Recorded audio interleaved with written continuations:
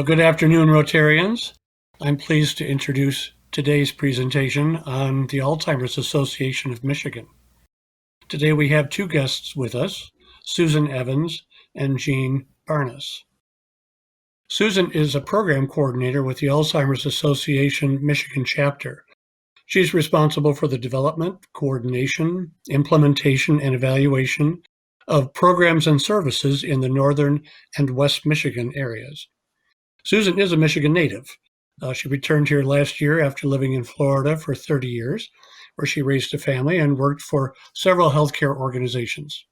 Susan earned a bachelor's in gerontology and a master's in adult learning from the University of South Florida, and now resides in Mason County.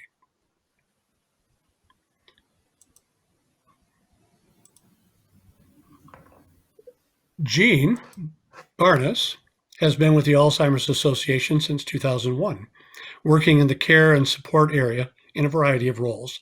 Currently, she is the Program Services Director. Jean has a Bachelor of Science in Family Community Services and a Master of Arts in Gerontology and Counseling. She's worked in multiple capacities, serving older adults and their families as a counselor, recreation therapist, and family and resident life director. In September 2006, Jean fundraised nearly $30,000 for the Alzheimer's Association as she joined the Ascent for Alzheimer's World Team climbing Mount Kilimanjaro in Africa. Welcome, Susan and Jean. So Thank Susan, you. You bet. So just to get started, give us a little background, if you would, on Alzheimer's disease and try to differentiate it from other forms of dementia. Yeah, thank you. So Alzheimer's itself is a specific disease. It is just one type of dementia, and dementia is the loss of memory, reasoning, or other thinking. So there are many different types of dementia. Alzheimer's is just the most common.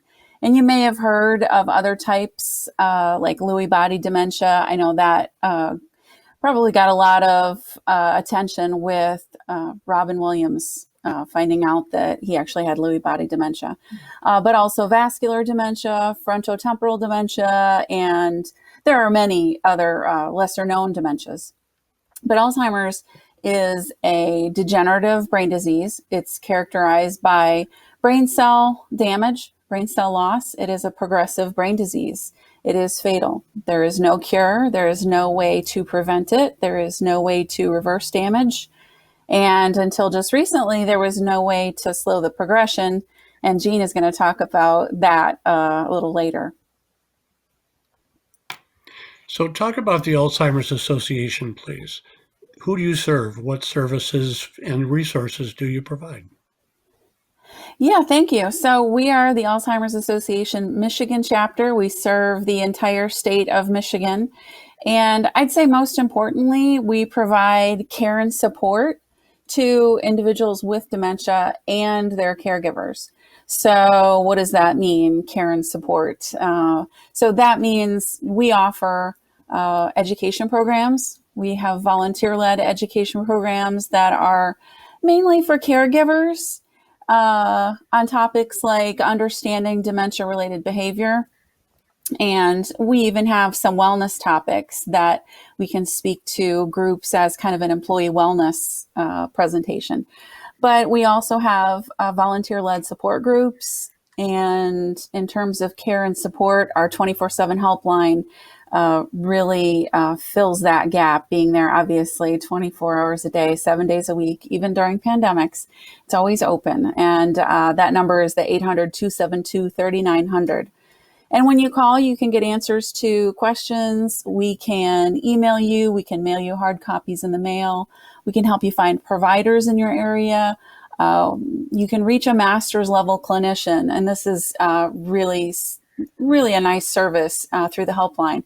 So that person can work with you individually to support you in your journey and what your challenges are that you're facing. And we also have a social engagement program called Community Connect. So that is a great way for people with dementia and their caregivers to stay socially engaged. And that can be a challenge because of unpredictable social behaviors. Some people really pull back and shy away from that. And so this is a great program. Those events are still virtual right now, but even when we go back to in-person social engagement events, we're going to keep some things virtual because it's a really nice way to keep a person with dementia and their caregiver engaged when they can't get out. So we plan on keeping some of that virtual. And those events themselves are the result of partnerships we have with organizations like the Detroit Institute of Arts, the Detroit Symphony Orchestra, the Detroit Zoo, Henry Ford Museum, and those are just really nice offerings for those individuals.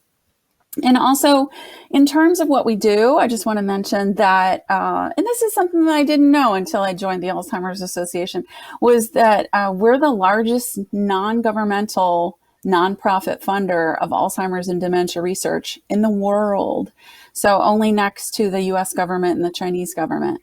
But Jean's going to talk about that as well. But that kind of sums it up. Great. Well, it sounds like a lot of very personal interaction, some of the social outings and events. But, with COVID, things changed quite a bit. Can you talk a little bit about how COVID impacted your services and your service delivery? Yeah, well, we were thankfully able to pivot. There's that buzzword from the pandemic, right? Pivoted to virtual. And in the case of a lot of older adults that we serve, we realized that we had to stop calling it virtual because that was very scary to people. So there are a lot of individuals in Michigan, especially rural areas, who may not have computers, may not even have internet service. So we also, refer to it as telephone programs because even with a Zoom, that's available by phone. So we were able to provide those virtual or telephone education programs, support groups, and it really kept us accessible to those who were not able to get out. And our 24/7 helpline stayed active the whole time. So it was something different. It was a little scary sometimes. I remember one particular group that we had almost 100 people on the phone at the same time. And they all knew each other and hadn't had much of a chance to connect. And so it was a lot of, oh, hi, oh, hi, oh, hi, how have you been? How have you been? It was a little bit crazy, but it was great to be able to still connect with the people that we serve. And we learned a lot through that. And when you think about what are the things that we all learned during COVID that we want to keep, we definitely want to keep a virtual presence. And when we think about those wintry days here in Michigan, it'd be sure nice for caregivers to have that option to join programs virtually or just by phone instead of having to navigate the icy roads. So do you have an office, a physical location? Where would that be? Wow, I don't remember. Oh, yes, that's right. We do. We've been working remotely from home for so long. We always almost forgot. Our headquarters are in Southfield, and we do have offices throughout the state. My office, in fact, is in Norton Shores. I hope it's still there, right across from Tanglewood. And it's a little office tucked back in there, right across the street. But we are always available with the helpline. And you can also email us at our helpline. And we have helpline staff specific to the Michigan chapter. So that's helplinegmc@alz.org. And at that website, the alz.org, we also have a chat option. So if you go to that website, alz.org, and I've laughed about this the last month or so, nobody told me that they dropped the www dot. When you go to websites, you don't have to type that in anymore. Nobody told me. So, Only our the website is Z generation is aware of that, I'm afraid. So, yeah. there you go. That's where I learned it from my kids. So alz.org. That chat is available 7 a.m. to 9 p.m., 7 days a week, which is, again, a nice option. Great. All right, so talk a little bit about where things are going with treatment of Alzheimer's. Research, you mentioned research. Maybe you or Jean could talk to us about that. Jean, I'm going to let you And share. Sure. what's the role of the Yeah, Alzheimer's Association in research? sure. And again, thanks for having us. We're both really excited to be here. So, the Alzheimer's Association, we're driven by our mission to lead the way to end Alzheimer's and other dementia. And we do this by accelerating global research and also driving risk reduction and early detection. And as Susan just talked about, maximizing our quality care and support. And I'm very, very proud to share that the Alzheimer's Association, as Susan mentioned, it's the largest non-funder of Alzheimer's research on the planet. And again, we have the highest impact worldwide, just behind the Chinese and US governments. And in fact, right now, $235 million is invested in more than 650 projects in 39 countries. And so we really, again, it's global. We span 6 continents with all of our different research projects. We're in every continent except Antarctica, but maybe someday we'll be there too. And at any given moment, research is happening, learning's happening, and we cross industries, and we're really the ones uniting the efforts. Really, it's because we all share the same goal, which of course is to end Alzheimer's disease and help people as they're living with it right now. So discovery is also happening, and we're just really proud that the Alzheimer's Association has played a vital role in every significant development in research. So what's in the pipeline? You couldn't have asked a better question with this timing. On June 7th, the very first treatment for Alzheimer's was passed. And on behalf of those impacted by Alzheimer's, the Alzheimer's Association welcomes and we celebrate the Food and Drug Administration's accelerated approval of this drug. It's called aducanumab, or the brand name is called Aduhelm. And again, this was just a couple of weeks ago. It's historic news. Again, it's the first treatment approved for Alzheimer's disease since 2003, and the very first ever to address underlying biology of Alzheimer's. The other medications approved or they're approved for symptom treatment. So this Aduhelm, it's very pivotal. It's not a cure, but it's really a turning point in the treatment and research of Alzheimer's, and we're really hoping it's just the beginning of many more treatment options. And with other disease entities like cancer, history has shown that approvals of the first drug in a new category, it invigorates the field, it increases investments in new treatments, and generates greater innovation. And already since June 7th, there are 2 more potential treatments in the pipeline in phase 3. So it's already happening. So in a nutshell, Aduhelm, it's a new type of Alzheimer's treatment. It addresses the disease in a way that's never been done before compared with other currently approved drugs. And really for many people, the approval of this drug could mean more time for them, more time for them to actively participate in their daily life, to have a sustained independence in their life, to hold on to memories longer, be with their family members longer. So we're really thrilled that this will lead to some early diagnosed individuals that will have access to better care and treatment options. And really, we want to help them understand the risks and benefits, but it gives them a chance and a choice to potentially buy more time until better treatments, which will be coming down the pipeline, can get approved. And if anyone is interested in this brand new treatment, we really encourage folks to go ahead and talk to their physician or healthcare provider. So it's really an exciting time in Alzheimer's research. Yeah, it's very exciting. It was an op-ed in the Wall Street Journal today about the drug and about that approval. Went into a little detail around some of the controversy because some of the studies didn't show it to be that effective, but the studies weren't well constructed, and more recent studies have shown it significantly delays progression and attacks the plaques and tangles that are part of the anatomy of Alzheimer's disease.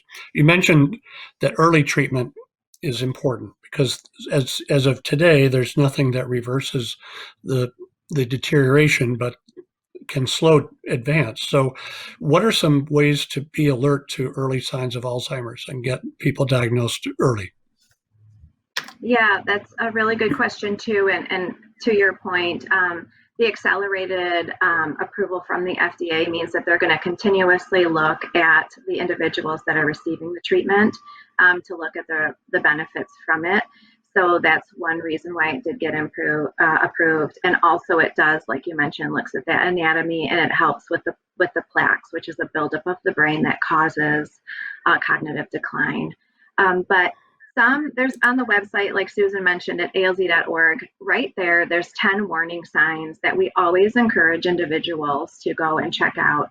And I really like this piece because when we are talking with the public and they do see, these 10 warning signs, immediately they think, oh my gosh, I have all of these. But what is important is that you're looking at your baseline and what is normal age-related changes, which everybody goes through, versus what are some things on this list of 10 warning signs, like, of course, kind of the top one that people discuss is forgetfulness. It might be making, not very good decisions. That is another one. Their language skills start to become diminished. So it's really important to take a peek at that list. If you have any concerns about yourself or somebody else, again, reach out to the healthcare professional, because it could be a myriad of things, not just, dementia. Great. Well, thank you. So what about clinical trials? People are interested in being enrolled. How does that happen? Yeah. Really, we're hoping, of course, with Aduhelm being approved, there's clinical trials for medications. We're also hoping to help people here and now with the disease. So improving their quality of life, because it's a long disease process. The average person has it for 8 years. However, you can have it up to 20 years. And so that's a very long time to slowly decline and progress in an illness. And so really some ways for improving the quality of life, there's also treatments that are helping that. Some people who are living with Alzheimer's or another dementia, they may have symptoms like depression or agitation or anxiety, or they might have sleep disturbances. And researchers are also working on ways to minimize those type of symptoms too. So those types of things, really can affect your quality of life. And if we can minimize anxiety, agitation, depression, sleep disturbances, it's not only going to help the person who's diagnosed, it will thereby hopefully also improve the quality of life for their care partner or their caregiver. My mom had Alzheimer's for over 10 years, and I can say that when she felt more at peace and she slept well, guess what? So did my dad.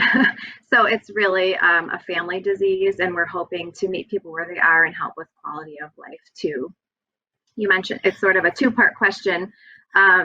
If you don't mind, I'll talk a little bit about another real easy way to get involved in clinical trials. We try to make it as easy as possible, but the Alzheimer's Association has what's called Trial Match, and it's a service that provides customized lists of clinical studies that is based on information that you provide, that you can do over the phone with that helpline that Susan mentioned, or through alz.org. You can go and find Trial Match on our website, and you provide this information. It's free, it's easy to use, and it allows you to see which studies you're a good fit for you or a family member.